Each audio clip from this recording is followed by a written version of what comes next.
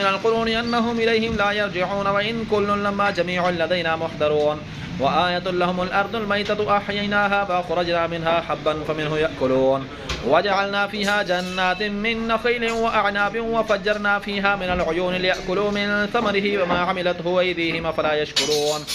سبحان الذي خلق الأزواج كلها مما تنبت الأرض ومن أنفسهم ومما لا يعلمون وآية لهم الليل نسلخ منه النهار فإذا هم مظلمون والشمس تجري لمستقر لها ذلك تقدير العزيز العليم والقمر قدرناه منازل حتى عاد كالعرجون القديم لا الشمس ينبغي لها